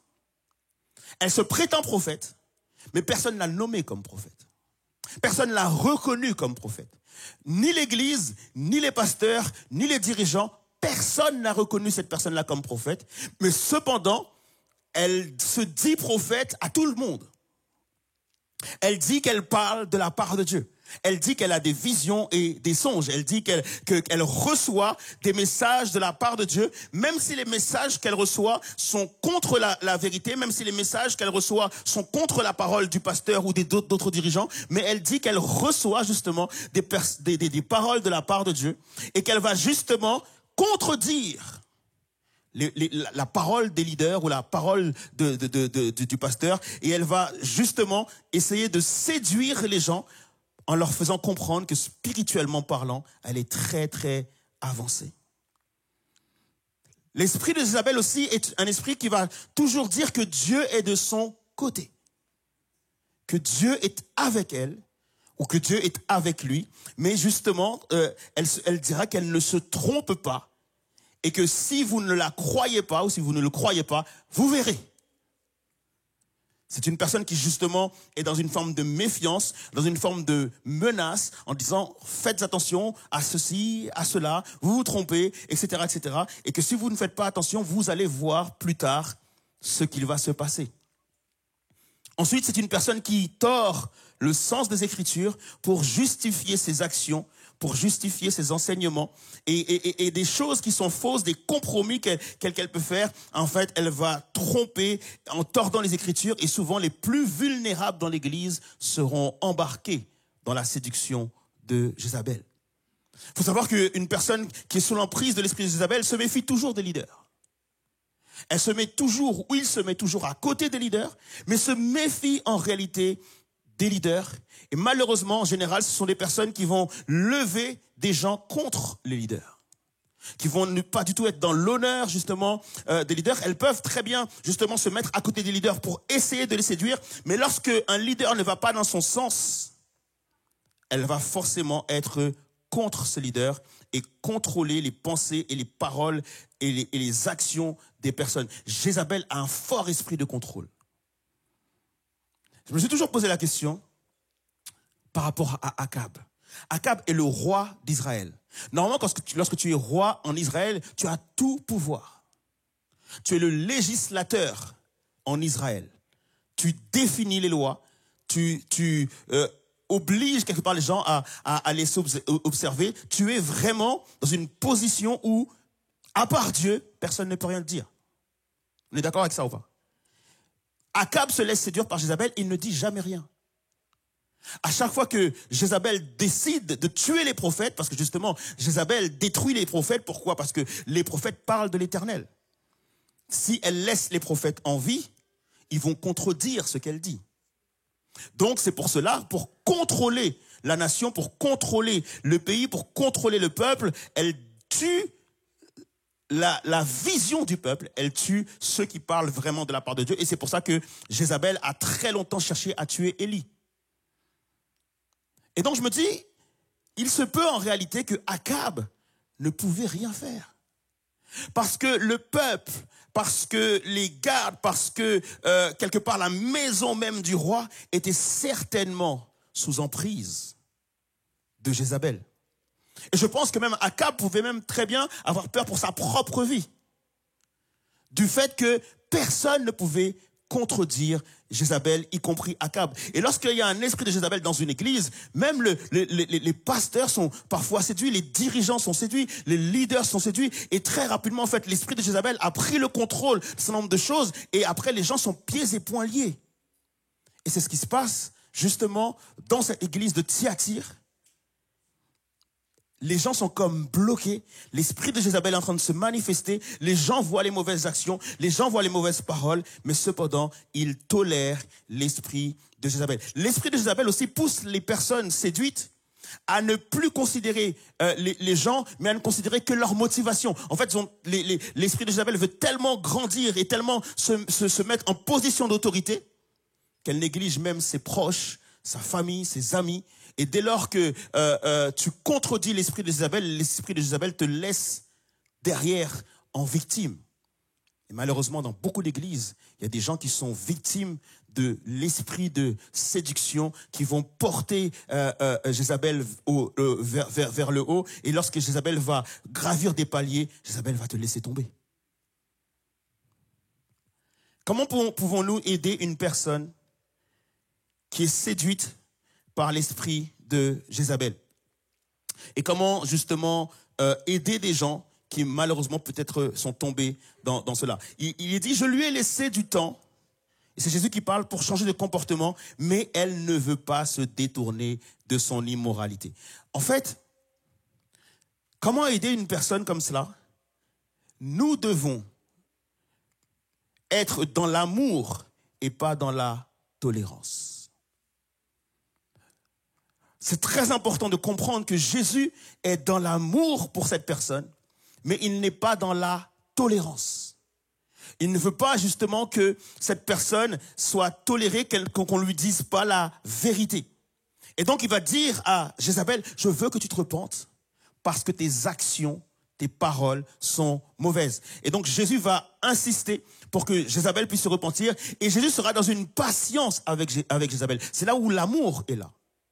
Il est patient envers elle, mais cependant, il lui demande quand même de se repentir.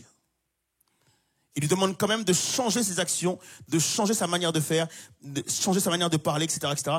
Mais le problème avec Jézabel, c'est qu'elle ne reconnaît pas, elle ne se repent pas et elle continue dans ses mauvaises actions. Donc la première chose, c'est de dire la vérité dans l'amour.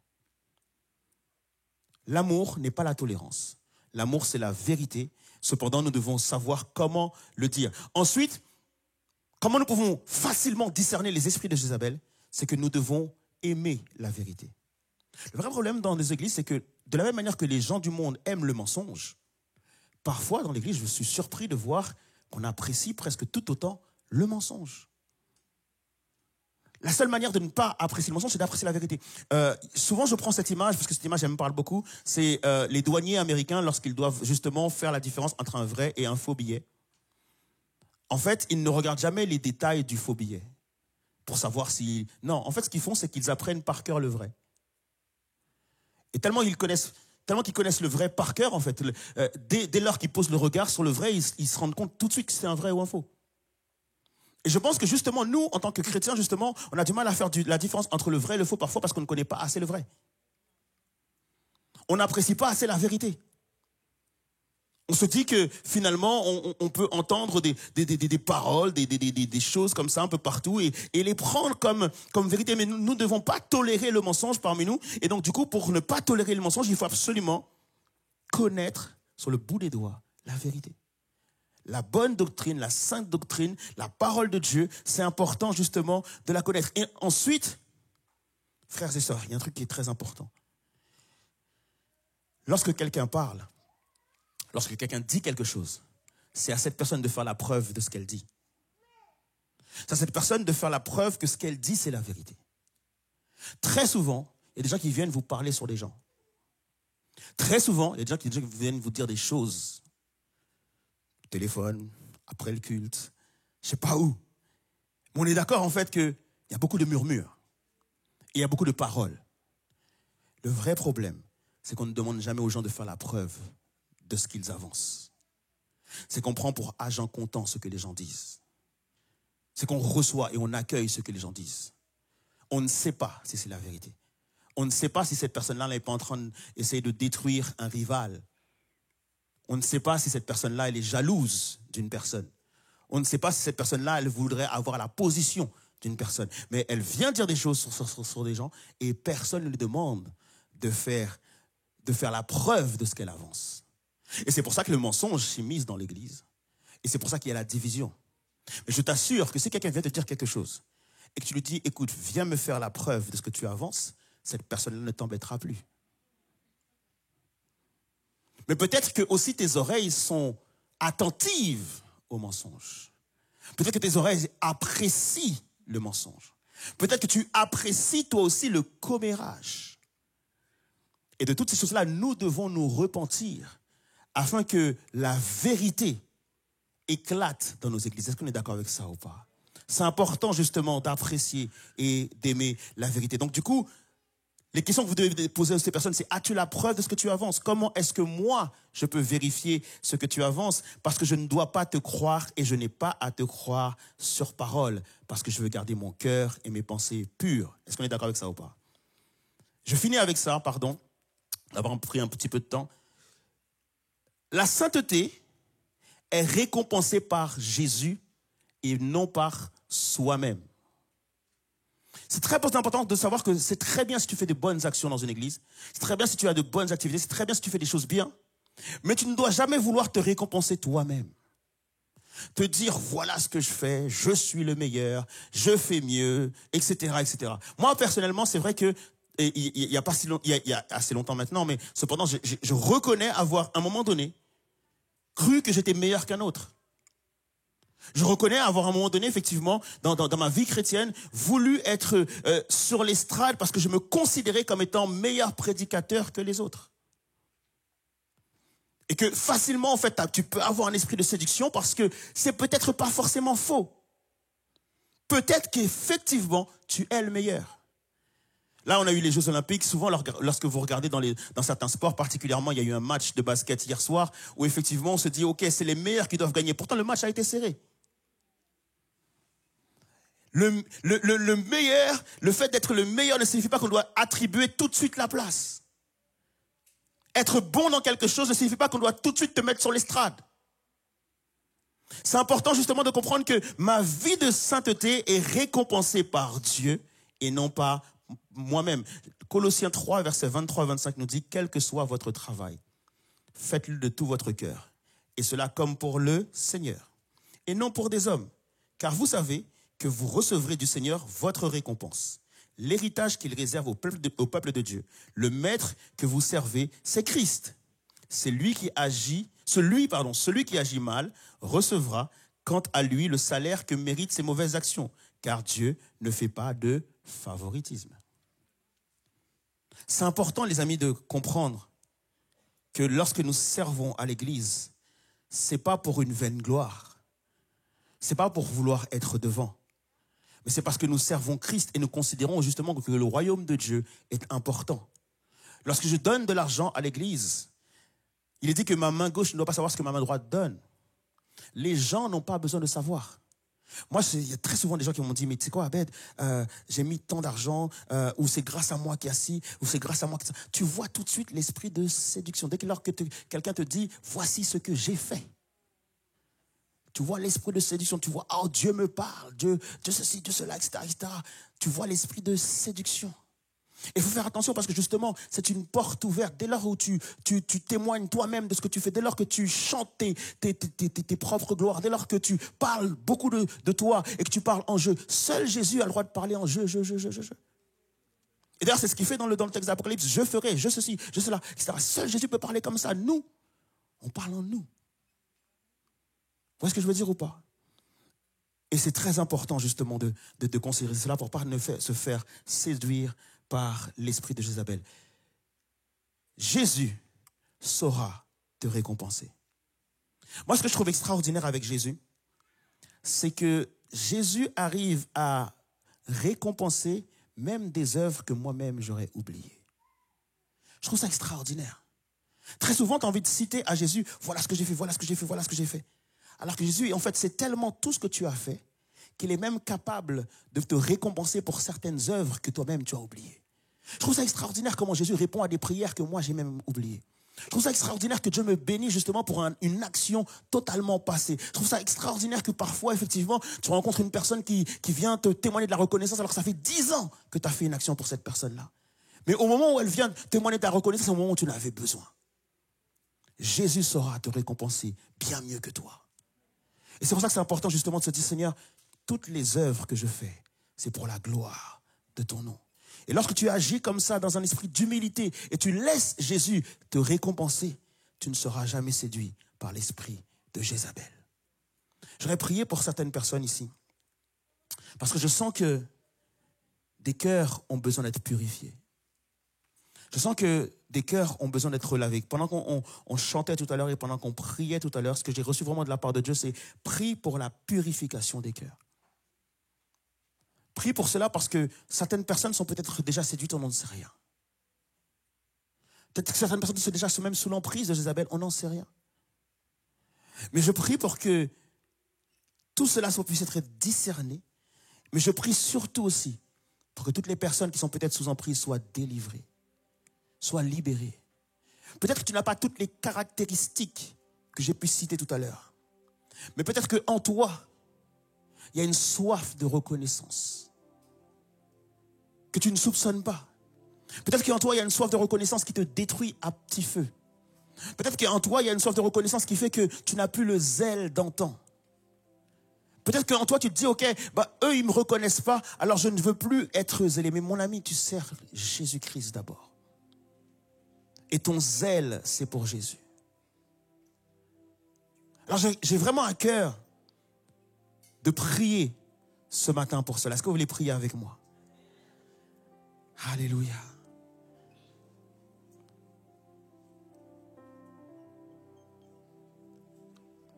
Pendant qu'on a les yeux fermés,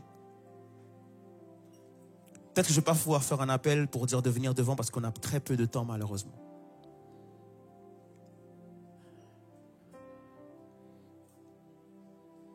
Mais peut-être que ce matin tu te dis, Seigneur, j'aimerais qu'on prie pour moi. J'aimerais qu'on prie pour moi pour que mon cœur puisse changer. Je ne veux pas être dans la dépendance affective. Je ne veux pas avoir une soif de reconnaissance. Je veux agir simplement et sincèrement. Et je veux que mon cœur soit pur. Je veux que mes pensées soient pures. Peut-être que tu as déjà été victime d'abus spirituels. Peut-être que tu as souffert d'un manque de reconnaissance. Et ça peut arriver. Mais que ça ne te détourne pas de qui tu es et de qui est Dieu pour toi. Et de continuer à servir avec un cœur qui soit pur devant Dieu. Et je t'assure que si tu laisses Jésus purifier ton cœur, si tu te laisses cette qualité de la relation avec Dieu se renouer, Jésus dit que c'est moi qui vais te mettre en avant. C'est moi qui vais te permettre de porter du fruit. C'est moi qui vais te permettre de grandir. C'est moi qui vais faire en sorte que tu sois reconnu. C'est moi qui vais amener ma grâce et ma faveur sur ta vie. C'est moi qui vais te faire grandir. C'est moi qui vais te mettre en lumière. C'est moi qui vais te faire les choses pour toi. Jésus te dit, je t'aime et je t'apprécie. Je veux que tu changes. Je veux que tu te repentes. Parce que je veux te transformer. Parce que je veux t'utiliser. Parce que je veux faire de toi une personne grande. Comme il a dit pour Abraham, je ferai de toi un grand nom. Mais laisse le regard de Dieu se poser sur toi. Laisse le regard de Dieu se poser sur ta vie. Laisse le regard de Dieu se poser sur toi, afin que ce soit lui qui puisse t'établir et que c'est lui qui t'aide à porter du fruit. C'est lui qui puisse te mettre dans ton appel, dans l'appel que tu as reçu de sa part. Sers Dieu et non pas les hommes. Honore Dieu. Et si Dieu a placé dans ta vie des gens que tu dois honorer, honore-les. Si Dieu a mis dans ta vie des leaders, si Dieu a mis dans ta vie des pasteurs, si Dieu a mis dans ta vie des responsables, honore-les. Ne parle pas sur leur dos. Ne les critique pas derrière eux. N'invite pas des gens à les critiquer, mais au contraire, honore ces gens. Que Dieu puisse purifier ton cœur et purifier tes lèvres et purifier ta bouche. Et si jamais ça t'est déjà arrivé de déshonorer un leader, si ça t'est déjà arrivé de parler en mal contre un leader, ce matin tu as l'opportunité de te repentir, de demander pardon. Et de laisser Dieu prendre la première place dans ta vie. Seigneur, tu veux que l'on élève vers toi des mains pures. Tu veux qu'on puisse avoir devant toi des cœurs purs. Je te remercie, Seigneur, pour tous les talents que tu donnes. Je te remercie pour toutes les capacités que tu donnes. Je te remercie, Seigneur Jésus, pour ton Église qui grandit. Je te remercie, Seigneur Dieu, pour la croissance. Je te remercie, Seigneur Jésus, pour les œuvres et les services. Je te remercie pour tout ce qui prend place. Je te remercie pour le réveil, Seigneur Dieu, qui prend place. Mais Seigneur, tu veux que l'on considère ce matin la sanctification. Tu veux qu'on considère ce matin la qualité de la relation avec toi. Tu veux qu'on considère nos cœurs. Seigneur Dieu, c'est pour cela que tu nous demandes de nous sonder. Et que ton esprit est capable de nous sonder ce matin, Seigneur Dieu. Mais s'il te plaît, renouvelle les cœurs, renouvelle les pensées, Seigneur Dieu. Ce matin, viens guérir ton Église. Viens, s'il te plaît, laver. Viens purifier, Seigneur Jésus. Viens permettre à ce que chacun, Seigneur Dieu, soit vraiment dans une vraie qualité de relation avec toi, Père. Permets, Seigneur Jésus, qu'une personne, Seigneur Dieu, soit relevée par toi ce matin. Permets qu'une personne puisse se repentir ce matin. Peut-être reconnaître en elle, Seigneur Jésus, une des caractéristiques de l'esprit de Jézabel. Et de pouvoir se repentir et chasser cela, Papa. Afin qu'il n'y ait pas de division dans ton Église. Parce que tu dis que tu vas faire le ménage. Tu nous promets, Seigneur Dieu, que si l'esprit de Jézabel séduit ton église, que tu feras le ménage. Non seulement tu chasseras l'esprit de Jézabel, tu chasseras la personne séduite, mais tu chasseras aussi même toutes les personnes qui sont séduites par elle. Et nous ne voulons pas, Seigneur Jésus, roi des rois, que des personnes soient brisées de cette manière-là. Et tu ne le veux pas non plus. Et c'est pour cela, Père éternel, que tu viens encore une fois, Seigneur Dieu, rappeler l'importance de la repentance, Seigneur Jésus, roi des rois. Tu viens appeler un cœur ce matin à se repentir, Seigneur Jésus, pour ne pas subir, Seigneur Dieu, ce que tu promets de faire. Toi qui nous sondes et toi qui nous connais, Seigneur Dieu. On peut se cacher devant quiconque, mais tu nous rappelles ce matin qu'on ne peut pas se cacher devant toi. Tu as des yeux flamboyants et tu vois, Seigneur Jésus, tu sondes cœur, moi les os, tu vois l'intérieur du cœur de l'homme, Seigneur Dieu. Et même si on peut mentir à tout le monde, séduire tout le monde, toi, on ne peut pas te mentir, on ne peut pas te séduire. Alors Seigneur Dieu, je viens me repentir devant toi. Si tu vois quelque chose en moi qui ressemble à l'esprit de Jézabel, je te prie de chasser cela. Et si tu vois quiconque, Seigneur Jésus, ce matin, dans ce lieu, avoir quelque chose dans le cœur qui a besoin d'être purifié, d'être lavé, Seigneur Dieu. Je prie que tu purifies, je prie que tu laves, je prie que tu restaures, Seigneur Jésus, roi des rois. Seigneur, je te remercie pour ce message d'avertissement. Si tu nous avertis, c'est parce que tu nous aimes. Si tu dénonces, c'est parce qu'il y a de l'amour dans ton cœur. Seigneur, je te remercie parce que tu ne tolères pas. Je te remercie parce que tu n'es pas en train de dire c'est bon alors que ce n'est pas bon. Je te remercie parce que tu n'es pas en train de me laisser aller tout seul dans mon trou. Mais Seigneur, tu me rappelles qu'il y a un trou devant moi. Tu me rappelles qu'il y a quelque chose devant moi, Seigneur Jésus, roi des rois. Et tu viens m'empêcher de tomber plus bas, Seigneur Jésus. Alors je te remercie parce que ce matin, tu nous relèves. Alléluia. Je te remercie parce que ce matin, oui, tu nous relèves, Seigneur Dieu, en dénonçant nos fautes, en dénonçant nos péchés, en dénonçant nos états de cœur, en dénonçant nos états d'esprit, en dénonçant nos motivations. Tu viens nous relever, Seigneur Jésus, roi des rois. Alors je glorifie ton nom pour toute personne qui est relevée ce matin. Je glorifie ton nom pour toute personne que tu prends par la main ce matin. Je glorifie ton nom parce que toutes les personnes, Seigneur Dieu, qui se repentent devant toi, c'est toi qui les élèves. C'est toi, Seigneur Dieu, qui leur donne des responsabilités. C'est toi, Seigneur Dieu, qui leur permet de porter du fruit. Et je crois, Seigneur Jésus, roi des rois, que les arbres qui sont ici seront reconnus par des fruits qui demeurent, pas par des fruits qui tombent, pas par des fruits, Seigneur Dieu, qui ne durent pas, mais par des fruits qui demeurent, Seigneur Jésus, roi des rois. Seigneur, je te bénis parce que tu ne veux pas que ton église ait le même sort que les églises de l'Asie mineure. Parce qu'aujourd'hui, il n'existe aucune pierre pour prouver l'existence de ces églises. Mais Seigneur, tu veux que ton église soit vivante et vraie. Tu veux que les fruits de ton église soient des fruits qui sont vivants, Seigneur Jésus, roi des rois. Afin que dans 10 ans, dans 15 ans, dans 20 ans, dans 30 ans, dans 50 ans, Seigneur Jésus, on se rappelle qu'ici, il y a l'église évidence remplie par l'Esprit de Dieu. Il y a des pierres vivantes ici et non des pierres mortes, Seigneur Jésus, roi des rois. Seigneur, je te glorifie parce que Seigneur, tu veux nous élever comme étant des pierres vivantes et tu nous dis approchez-vous de moi, approchez-vous de moi. Ne venez pas avec la corruption de ce monde, mais approchez-vous de moi et je vais vous purifier et je vais vous laver et vous transformer en des pierres vivantes, Seigneur. Alléluia, Seigneur, je te bénis, Père éternel, parce que tu chasses l'esprit de Jézabel pour installer l'Esprit de Dieu, l'Esprit Saint, l'onction de Dieu, la puissance de Dieu, le feu d'en haut, Seigneur Jésus. Seigneur, je prie que tout ce qui n'est pas de toi disparaisse de ce lieu. Je prie que tout ce qui n'est pas de toi disparaisse de nos cœurs. Que tout ce qui n'est pas de toi disparaisse de nos pensées. Au nom de Jésus-Christ. Seigneur, je prie maintenant, Père, au nom de Jésus-Christ, purifie-nous avec l'hysope et je serai pur. Lave-moi et je serai plus blanc que la neige. Alléluia, dans le nom de Jésus-Christ. Que je produise les fruits du salut, que je produise les fruits de la restauration, les fruits de la rédemption, les fruits qui demeurent et qui durent pour l'éternité. Que le fruit de l'esprit grandisse en chacun d'entre nous. Alléluia. Alléluia, si tu crois en ces paroles, lève-toi, acclame Jésus. Alléluia.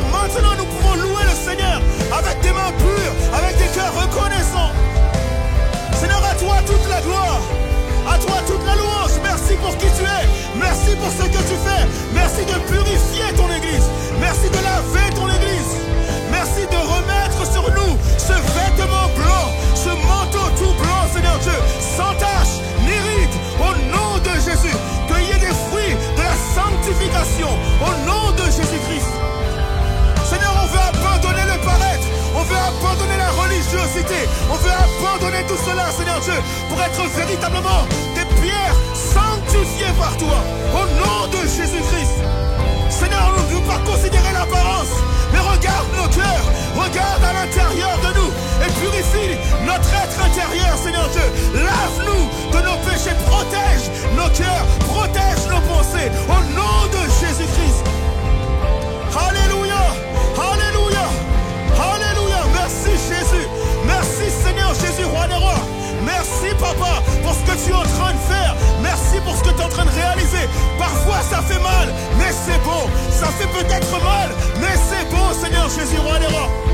Alors merci pour toutes les nouvelles naissances. Merci Seigneur Jésus, roi des rois, parce que tu enfantes ce matin. Au nom de Jésus-Christ, est-ce qu'on peut donner une ovation, une acclamation? Alléluia. Est-ce qu'on peut louer Dieu dans ce lieu au nom de Jésus?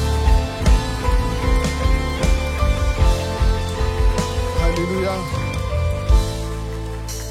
Alléluia. Et je vais juste vous partager rapidement cette petite histoire. C'est Ésaïe. Quand Ésaïe a été appelé, il a eu une vision où il a vu Dieu sur un trône. Et en gros, quand il a vu ça, quand il a vu Dieu sur le trône, etc., il a pris peur. Et il s'est dit, je suis perdu, je suis un homme pécheur, mes lèvres sont impures, mais mes yeux ont vu le roi. Et quand il a dit ça, il y a un ange qui est venu avec du charbon et il a mis le charbon sur ses lèvres. Il a dit, ceci t'a touché les lèvres et tu es pur en fait. Ton iniquité, ton péché est enlevé. Et le charbon en fait, ardent, il représente la grâce divine qui enlève, qui pardonne nos péchés une fois qu'ils sont confessés. Et du coup, Ésaïe, quand il a vu ça, voilà, l'ange il a touché ses lèvres avec le charbon. Il a dit, tu es pur. Ton péché est expié, ton péché est enlevé. Et tout de suite après, il y a une voix qui s'est fait entendre du trône et qui a dit, qui enverrai-je et qui marchera pour nous? Et Ésaïe a répondu, me voici, envoie-moi. Et où je veux en venir, c'est que lorsque Dieu te touche, lorsque Dieu te pardonne, lorsque Dieu te lave de tout péché, de toute faute, c'est pour que tu puisses t'abandonner à lui, c'est pour que tu puisses le servir, c'est pour que ta vie puisse être utile pour le royaume. Donc on a prié ce matin, on a confessé, etc. Mais ce que Dieu attend de nous, c'est qu'on aille encore plus loin. Une fois qu'il nous a lavé, qu'il nous a purifiés, nous sommes prêts à le servir. Et on doit partir en ayant en tête, je dois servir Dieu. Je dois servir Dieu, je dois servir à l'église, je dois servir. Ma vie doit être utile au royaume. Partout où je passe, je dois représenter le royaume de Dieu. Je dois servir le roi des rois, le Seigneur des seigneurs, celui qui a envoyé son fils à la croix. Son sang a coulé pour que je sois ici, pour que je sois vivant, pour que j'ai une espérance éternelle.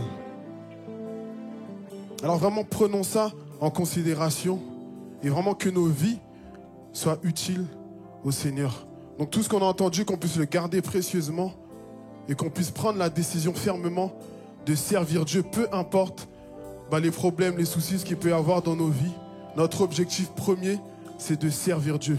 Que ce soit à l'église ou en dehors de l'église, on doit servir Dieu. C'est l'objectif premier et principal de nos vies.